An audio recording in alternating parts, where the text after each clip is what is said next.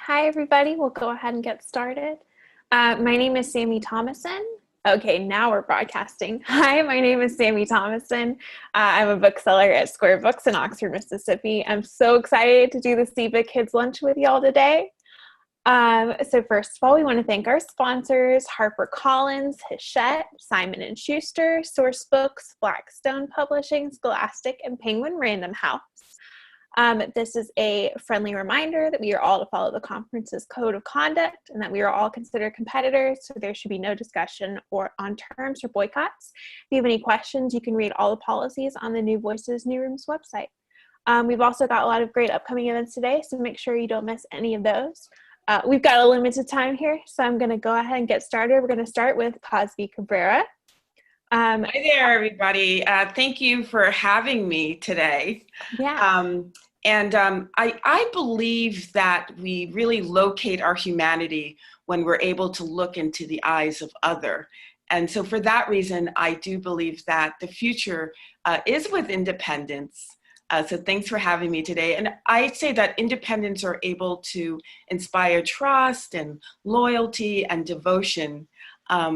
And if they can be seen by their customers, and actually their customers feel that they are seen by them, then big data will never be able to compete with that, because big data will always have to pry for the very things that independents are granted access to, and permission to have. And so I think that as long as we're able to connect with each other and connect, for example, authors with readers and continue to build community, then the future is really ours. I do want to share a little bit of my motivation and my inspiration for writing Me and Mama. And here we are.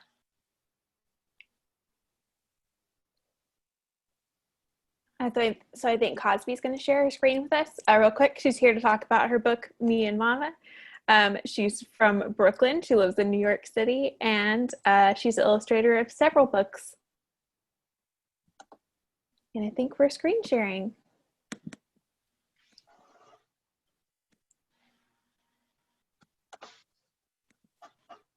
Me and Mama, an ode to the everyday. The everyday, a string of moments from good morning to you, good morning to you, good night. It started with a cup, my favorite cup of all time, and my 3-year-old was trying to get me a glass of water, unsolicited. It was at that precise moment that I recognized that joy sits squarely on the shoulder of equanimity. Early on, I saw it as a simple book with very sparse language. We would trace this tenderness between mother and daughter through their everyday objects, in the same way an anthropologist might surmise a number of things about a people by rummaging through their objects and everything of theirs that was tethered to tune. I would show very little of this mother and daughter, a few suggestions, half hints, maybe a spread or two, but for the most part, the challenge was to let the story in and allow the reader to fill in the gaps and bring shape to the text. After revising, the question of to show or not to show became, where will this go? And it was now about the string of moments where time is irrelevant and the soul is being nourished, watered, and fed. It's that adage about the days are long and the years are short. And there's time to play. And when we have no idea what we're doing, and we're allowed the space to do some things imperfectly. Until we get it. When it's raining, we find the fun. And something like getting into the shower, a potential friction point, reminds us of that rain. And we get to compare and contrast because that's how we sort and connect our dots. Observe and say or think this to that. Not this, but that. And the dark, the thing we fear and from which we hide, is waiting for us. So we can get to the rich stuff, those places we get to process and replay and even conjure up reminders of who we love and who loves us and how we share those string of moments from good morning to Good night.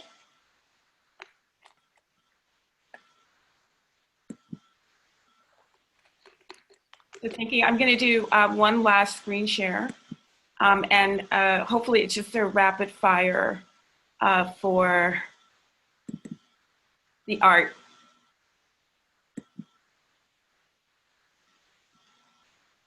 Yeah.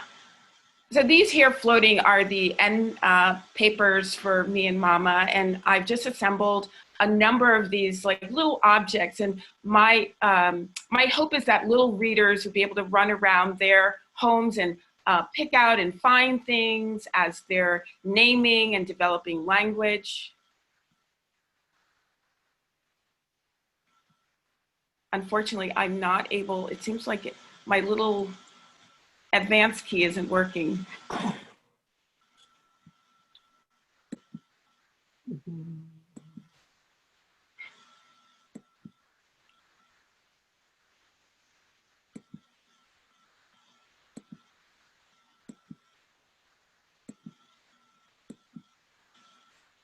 Okay, there we are, opening spread.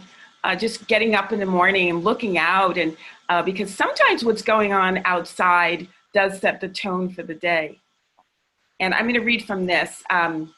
It says, "This is Mama's cup.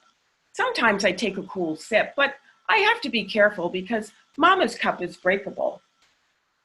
This is my cup. Mama's cup goes clink, clink with a spoon. My cup goes da, da. Clink, clink, da, da. Clink, clink, clink, clink, clink. Mama says, sometimes things break."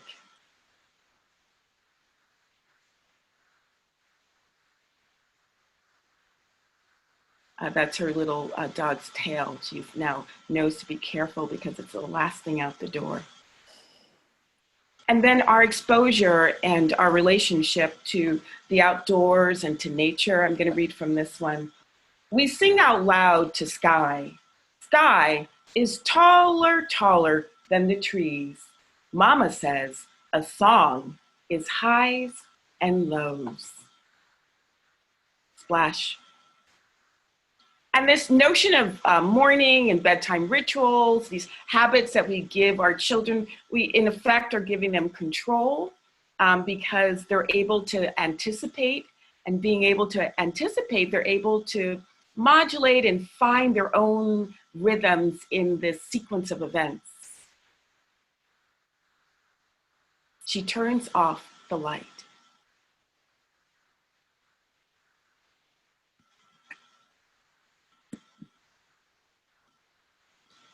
Good morning to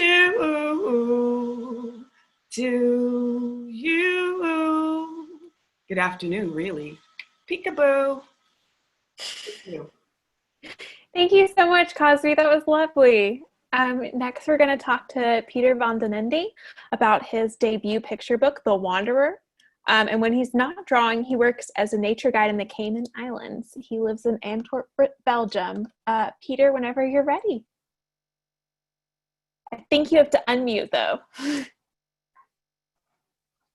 Better? Yes, there we go. Okay. Actually, I don't work on the Cayman Islands anymore. So I'm a full-time illustrator living in Belgium. And here we're in the evening. So I made this book. It's the Dutch cover. The American cover has yes. Thank you very much. I don't have the English one here. And it's a story about a paper boat, and the paper boat is the main character. And the story starts with two people folding a very large paper boat, and in it it is set loose on the ocean, and this fragile main character has to find his place in the world. So on his way there, he encounters lots of difficulties in the form of sea monsters or a storm or a very difficult environment like the poles. And every domain symbolizes something different. For example, the poles might be loneliness, or a storm, a challenge, or the deep sea, because at one time it sinks all the way down. The deep sea is maybe when you're not feeling that great and not moving on in your life, you go all the way down. But there are also good things like coral reefs and mangrove forests. So he has lots and lots of adventures, lots and lots of creatures he encounters. Like this is one from the mangroves. It's a slug person on a lobster. Lots of weird things too. One of the monsters right there. Is this good visible?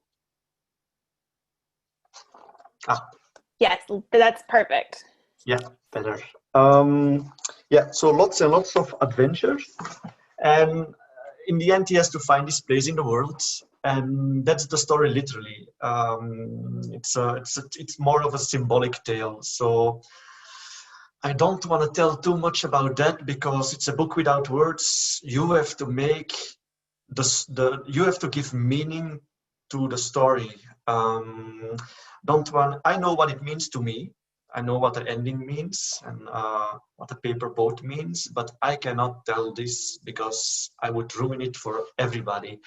Maybe one thing I can tell is that this paper boat is a very fragile, small character in a very rough world, the ocean, and what he means to me. Maybe I'm not gonna tell too much, but what I like about him is that he's not on none of the pictures. He's not saying, "Look at me." He's not the center of attention. He doesn't say, "Look at me. It's about me, me, me." No, he doesn't say that. He says, "Don't look at me. Look at the world around me." And I think that's a nice little message, maybe hidden on the pages. It's a story about someone who is part of the world, not the center of it. He says, "Look around me, don't look at me." And that's something I like very much about the character of a paper boat. So yeah. Peter, do you want to show us your favorite illustration from the book? Do you have a favorite? I'm very difficult, so I'm not completely happy about any of them. Okay. So I worked on the Cayman Islands, and this is more or less inspired on it. On the Cayman Islands, there's a big drop-off of the coral reef, and I more or less try to recreate that in this image. So you got the open ocean on this side. Wait, maybe this is better, no? You got the open ocean on this side, and there's the coral reef, and it's full of fish and animals, and paper boat is right on top of. I think in English this is called a sunfish or a moonfish. I'm not sure.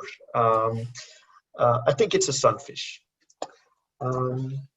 Maybe another one if I got some time. Yes. This one right here. It's a sea monster on top of a pile of sea wrecks right there.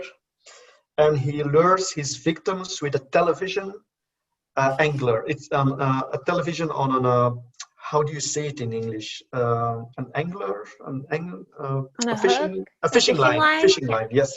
He lures his victims with a television on a fishing line. Yeah, you have to make the story, right? I mean, it means something to me, but I don't like to tell too much of the meanings behind them. That's the fun thing about a worthless book, I think. Voila, there's the storm.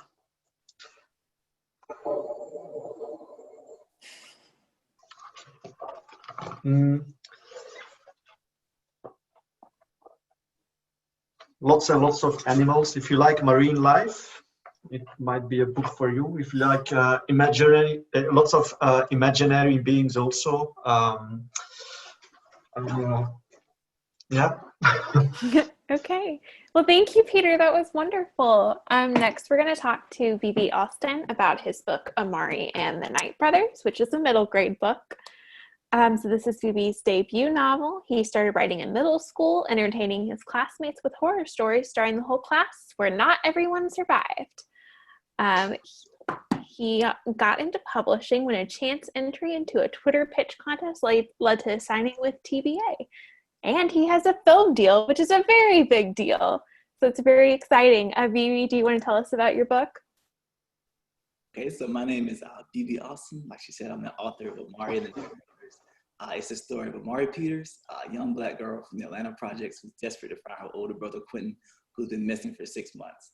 To get answers, she'll accept an invite to the secret summer camp at the very mysterious Bureau of Supernatural Affairs, where she'll learn that supernatural creatures from myths and legends the world over are all very real. But if she doesn't pass the challenging tryouts, where she'll be up against legacy kids from some of the wealthiest families in the country, kids who've known about the supernatural world their entire lives, then she'll lose her one chance to find out what happened to her brother. So I like to kind of describe Amari as Harry Potter meets Men in Black. Which is funny because even though they both released around the same time, the idea for this story wouldn't occur to me for like another 18 years. So fast forward to 2015, and after several years of trying, I had pretty much given up on ever being a published author and was moving full speed ahead with another dream of mine, which is becoming a doctor. Well, that means long hours of studying, which can get really boring and really fast. So to break up the time, I create things in my head to entertain myself, whether it was a cool character or some crazy sci-fi universe or a strange and mysterious fantasy world. Most of the time, those sessions would start with a question, what if? Until one day I saw a picture of Will Smith on my phone, and no matter how many new movies he does, seeing him will always make me think of Men in Black. And that day I thought, what if it wasn't just aliens? What if everything we consider myths and legends lived hidden among us, from leprechauns to werewolves and even the abominable snowman? What kind of agency would handle that? How would it work? And what would it look like? Next thing I knew, that idea was the only thing I was working on during my study breaks. And a second what if question came to mind. What if a kid like me got to go to Hogwarts or Camp Half-Blood? And maybe at this special summer camp, each kid gets their own unique supernatural talent in order to better exist in this hidden, right under our nose, supernatural world that I created. And that's when Amari popped into my head, fully formed with a brown skin and big curly afro, a kid from modest means, the same as I was. But that scared me too, because I had never encountered a main character who like me in a fantasy book. There was no way I could tell this story through her eyes, I thought. No one would want to read it, and surely nobody would want to publish it. So I resisted. Instead, I created the middle grade protagonist I was used to, wisecracking white kid, because that was realistic. A Black kid, a Black girl especially, just wasn't. I'm sad to say that sometime in my 30 plus years of living, I come to truly believe that there are just some adventures that people like me don't get to have. But that version kept stalling, and each time it did, Amari's annoyed voice would pop into my head to remind me that this was her story. And well, finally I gave in. And let me tell you, that story just flowed. For the first time in my life, I was also telling my story and the story of the people I grew up with. I had become so used to taking parts of myself out of the stories I wrote that it was thrilling and so liberating to finally be brave enough to leave those things in. But writing about a Black kid, a character so close to my own identity and background, also meant exploring themes that had never felt more personal. It forced me to reflect on how I viewed the world at that age. And not only that, but what would that kid think about growing up in today's world? Aside from telling what I hope is an entertaining story, what did I want to say with this book? And so I did my best to ground the supernatural world in the real world and work in themes I thought were important for today's kids. The biggest theme being the idea of otherness, how we treat people we deem to be unlike us, whether that's based on gender, race, social status, or even our own beliefs. With so much division in the world today, I don't think there's any issue more pressing or current than examining how we treat other people.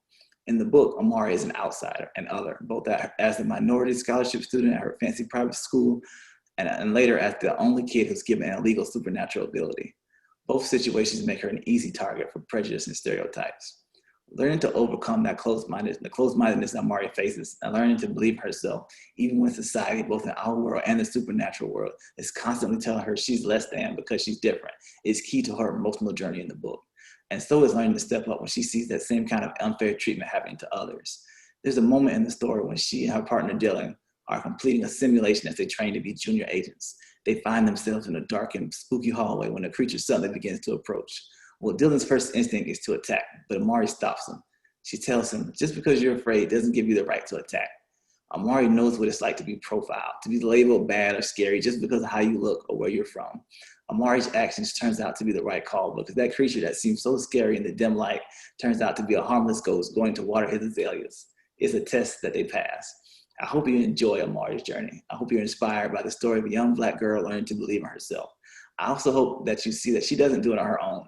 There are people along the way who extend a helping hand when she stumbles. I hope young readers are inspired to be that helping hand. It's also my sincere hope that the magic and the fun sparks your sense of wonder, because that's what I love most about fantasy. Elevators with their own personalities, midnight magic carpet rides, the answers to the great questions of our time, like which came first, the chicken or the egg, and whole floors that are completely underwater await you at the Bureau of Supernatural Affairs. I'd be eternally grateful if you came for a visit. Thank you all so much for your time. Thank you so much. We do have one more minute, and I do have to ask. My favorite thing about Amari is using the crystal ball to figure out what kind of supernatural abilities that the kids get. What do you think you would get? Oh, man, I don't know. I hope it'd be something cool, though. I would love that to fly. I think that would be like the most awesome power. I don't know. Fair enough. Anyway, it's so cool. If you have middle grade kids who love Artemis Fowl, Mysterious Benedict Society, or Percy Jackson, we can't recommend this enough. It's amazing.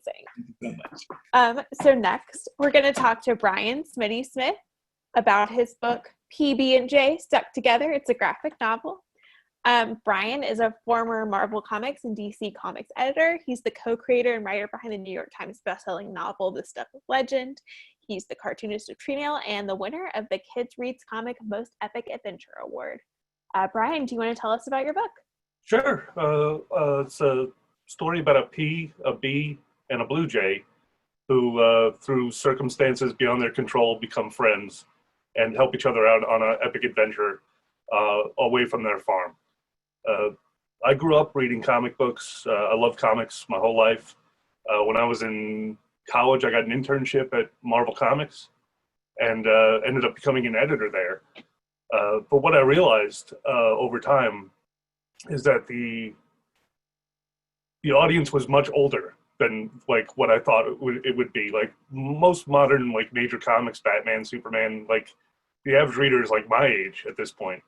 So I felt like there was a real void there for stories like to be told for age appropriate. Like I really write for all ages, but I felt there was a need to like start telling stories for younger readers. I saw like how it was a gateway for me when I was growing up to reading in general.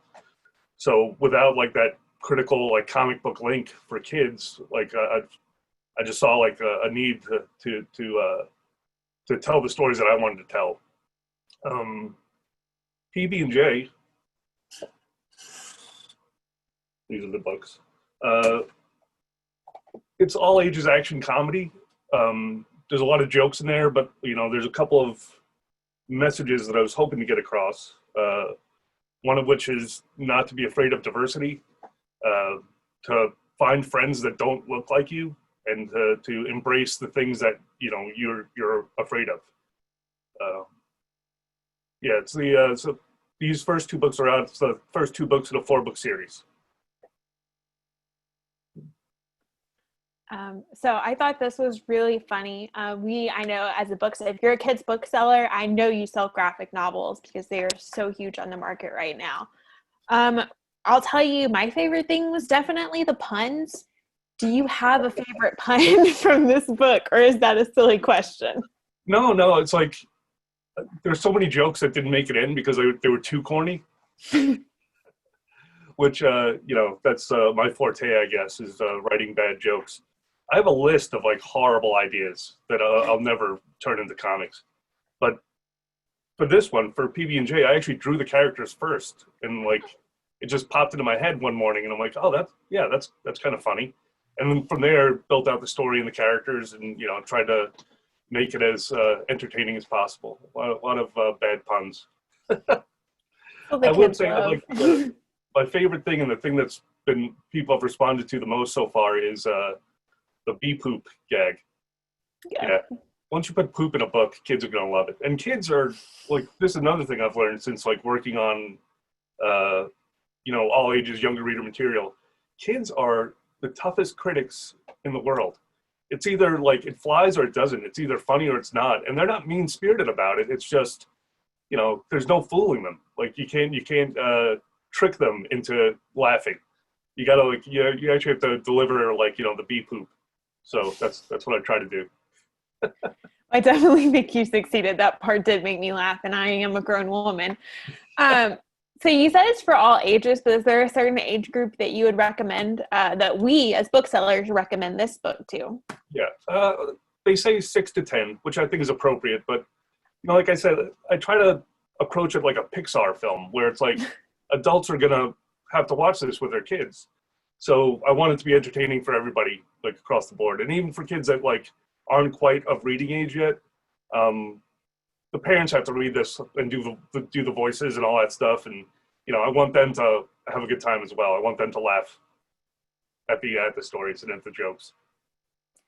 If we still have a minute, do you want to show us an illustration from the book that you really enjoyed? Oh, sure. Let's see.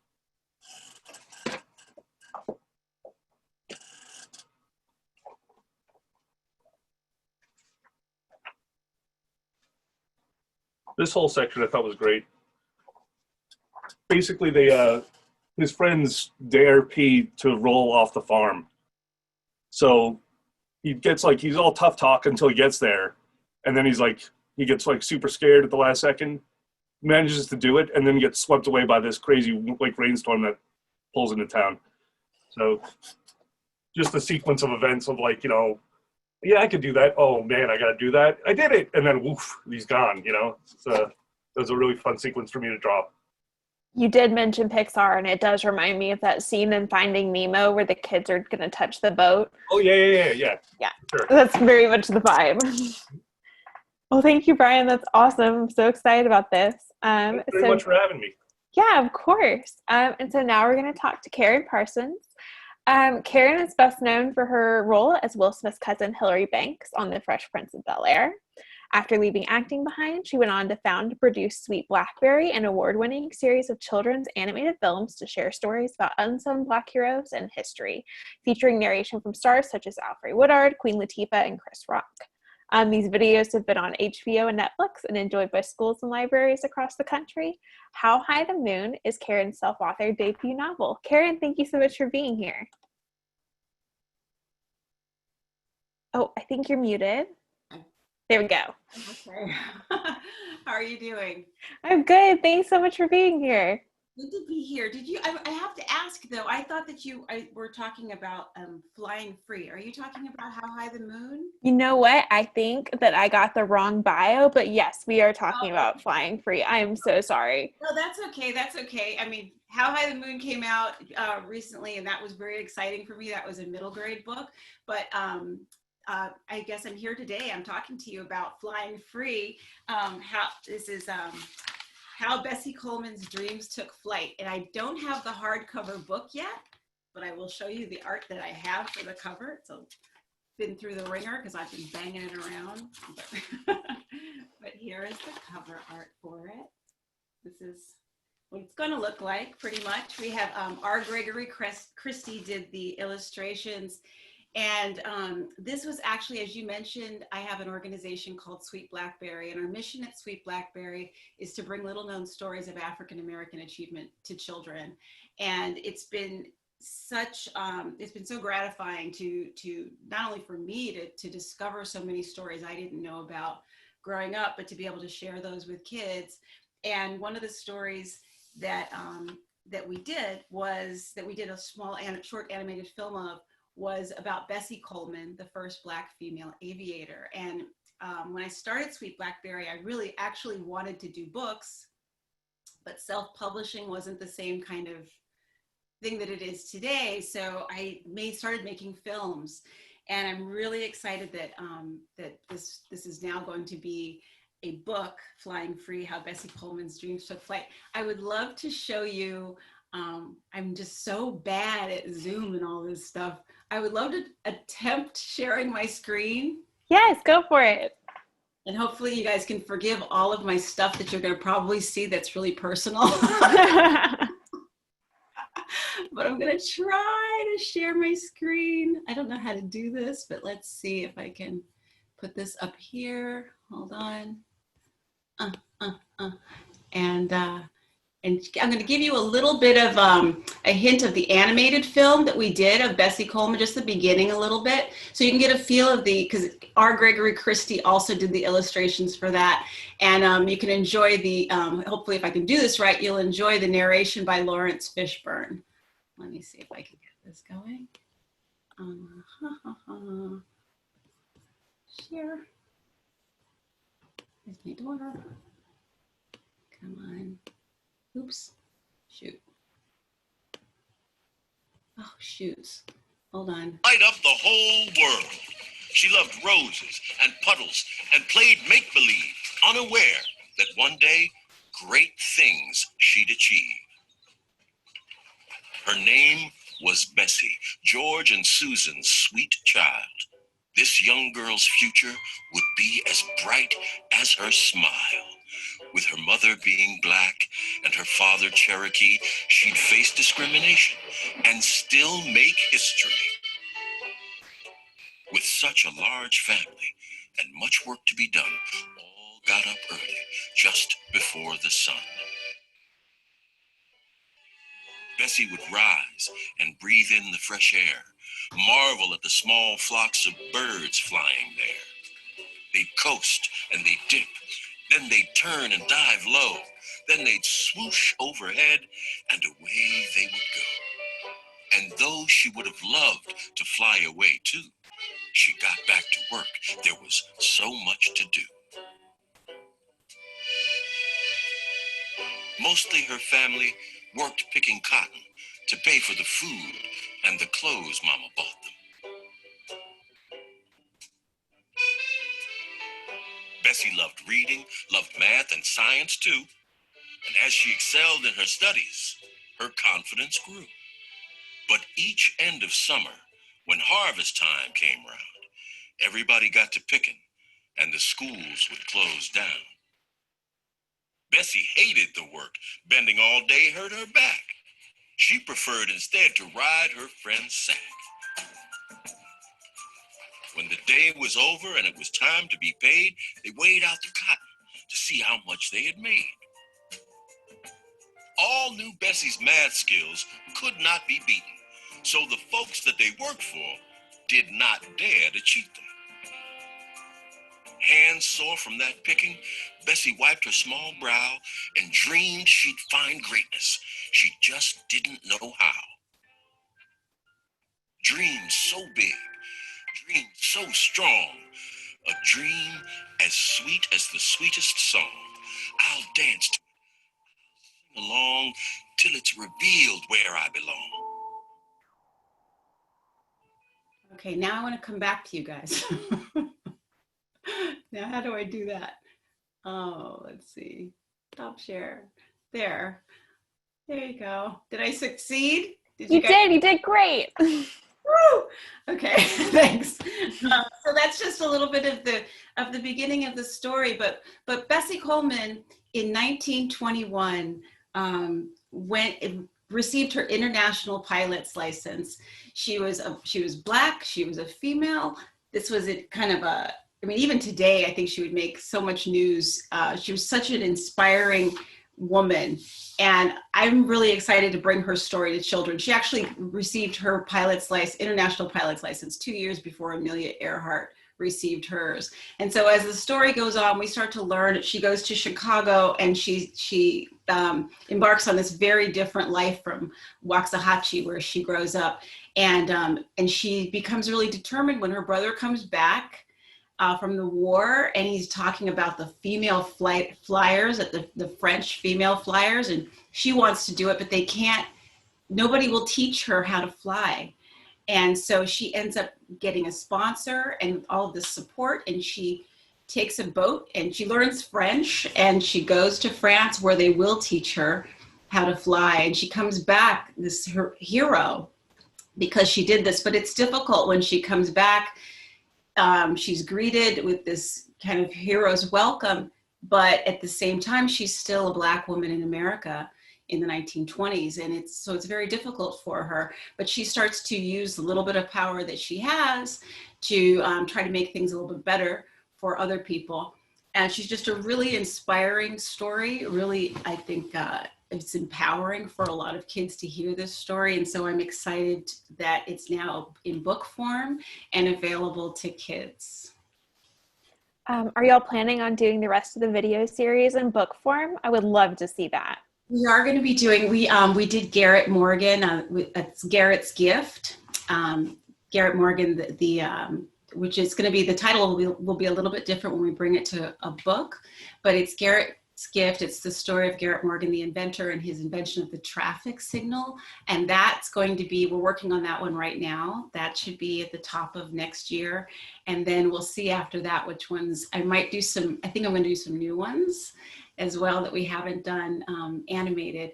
But there's so many stories to choose from, and it seems like every day I'm opening up something and finding out some stories that I didn't learn about in school, or somebody's throwing them at me. And so it's really, like I said before, it's really gratifying to be able to bring these to kids and their parents and educators.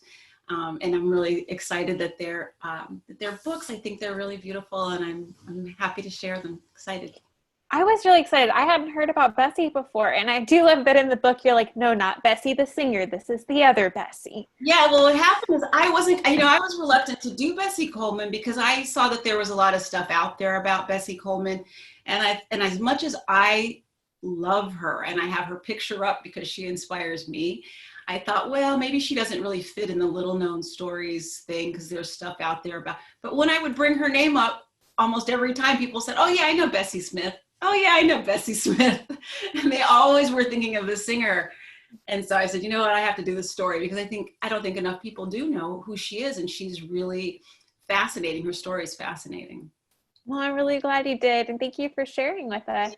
Thank you. So guys, we do have time for me to ask you a question. So I'm going to ask the whole panel a question. What are you reading right now? And Cozbi, if you want to start, since you were our first off, not to throw you on the spot, but I'd love to know what you're reading. Oh, and I think you're still on mute. Yeah, sorry about that. Yeah, I just did a binge read of the 4-track series written by Jason Reynolds, and so now I'm in The Boy in the Black Suit, also by him, and then I read on Sunday. It's Coates's The Water Dancers, which is his debut novel, but I was so surprised, just like really strong, and the characters are amazing. They really do inhabit your space. Those are excellent recommendations. I vouch for them. Peter, if you want to unmute and tell us what you've been reading recently. I think you're still muted. Voila. There we go. Yeah. I'm reading for a second time Paradise Lost because one day I would really love to illustrate this book. That would be like a dream coming true. It's so full of the most fantastic images. It would be a lot of fun. That would be awesome. Bibi, what are you reading? Don't forget to unmute. Everyone should just unmute real quick. I'm reading Legend Born. It's kind of an interesting thing on King Arthur, that legend set at North Carolina college. That's pretty cool. Legend Born is so good. It really is. Okay. Let me see. Brian, what are you reading? I am reading Dragon Ball Super. When I was really starting to get burned out on superhero comics, I started reading a lot more manga, and I absolutely fell in love with the Toriyama stuff, the Dragon Ball and Sandland, and everything that he's done. I just love it. It's always inspirational to me to make things bigger and funnier, and just in general, they're a good time. I love reading them. That's awesome. Karyn, what have you been reading? I just finished reading Pet I'm going to get the name. I know I'm not going to say this name right. Akwake Emezi? Is that how you say it? I think that is actually correct, but don't hold me to it. Okay. I loved that book. And now I'm reading Laurie Hulse Anderson's Shout, which I'm just getting to now. And it took me a long time to come around and read Speak, which I loved. And my son was actually reading Chains, and that's what got me kind of, in school. And so now I'm looking forward to that. We have an audience comment here. Tell Karyn, not even enough Texans know about Bessie Coleman. Oh, is that true? That's true. Yeah. Well, I'm glad we have the book and the film, and we're going to do our best to push people to know a little bit about her. Oh, yeah. So, yeah, that's too bad to hear that. I mean, she's someone that everyone should be really proud of. Just so I can plug what I'm reading right now, Everybody Looking by Candace Alo came out today. It's a National Book Award long list book. You should definitely read it. And The Silver Serpents by Roshni Chokshi. If you are a SIBA person like me, she's from Atlanta, so we really need to support her. So I think Linda Marie just sent out galleys to everybody. I'm going to see if we have any more audience questions. Let me see. I think that's it. And if you feedback on the event, you could submit it. If you are a kids bookseller, there's another great kids event today. Let me see if I can pull it up. It is the Tough Subjects Need Special Care, and that's at 3:30 p.m. Eastern, and it's titles for teens on tough subjects, and like hand selling tips, which I know is useful to everyone. Thank you all so much. Thank you to our authors. This was so wonderful. In such a nice way. This is the middle of my day, but it's a nice way to start my afternoon.